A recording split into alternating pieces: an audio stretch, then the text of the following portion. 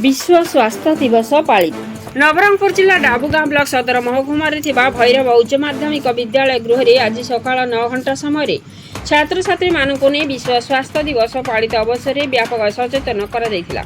अध्यापक संतोष सिंह लाल स्वास्थ्य दिवस में स्वास्थ्य जत्न नहीं सुस्थ जीवन यापन करने निजर मत व्यक्त करते। अध्यापिका शुभलक्ष्मी भूषण छात्र छात्री मानक फास्ट फूड न खाइबा, अधिक समय मोबाइल न देखा, सुषम खाद्य खाई स्वास्थ्यकर सुस्थ उपर व्यापक भाषण देते। अध्यक्ष रमेश चंद्र नाहक आयुर्वेदिक गछलतार औषधीय गुण, व्यायाम, प्राणायाम, खाद्य खाइबा, पानी पीवा, झाड़ा और परिस्रा जीवा उपरे समस्त प्रकार नीति नियम उपरे व्यापक भावे बुझाइथिले।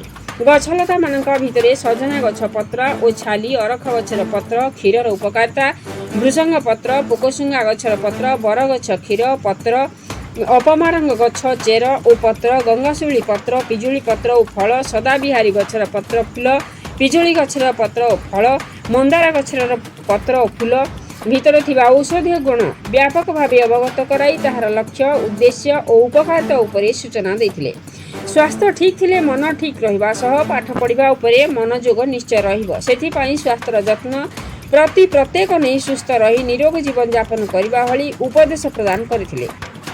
अध्यापक प्रदीप भत्रा, पदम भत्रा, कैलाश माझी, लिपु माझी, अध्यापिका चिन्मय सुंदरा, रश्मिता पाढ़ी प्रमुख मंच रहिथिबा बेले अध्यापिका प्रतीक्षा प्रियदर्शिनी स्वाई सुंदर भावे मंच परिचालना करथिले।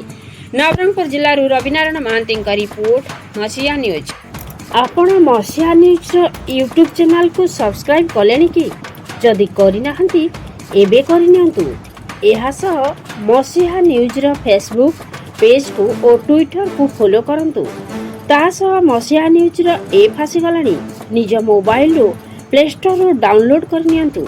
जय जगन्नाथ।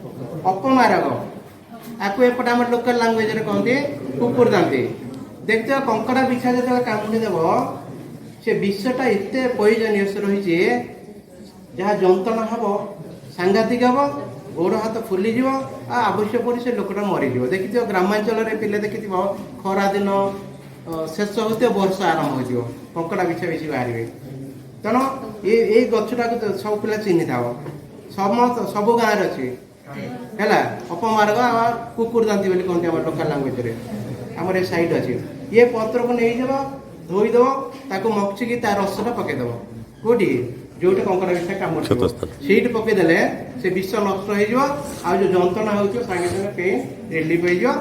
आदि परीक्षा आउ गोटे परीक्षा करने चाहूच से कंकड़ा बिछा पर तार रसटा पकईदेव ताले कंकड़ा बिछा एक मरीज ना कंकड़ा बिछा पारालीसीस हो।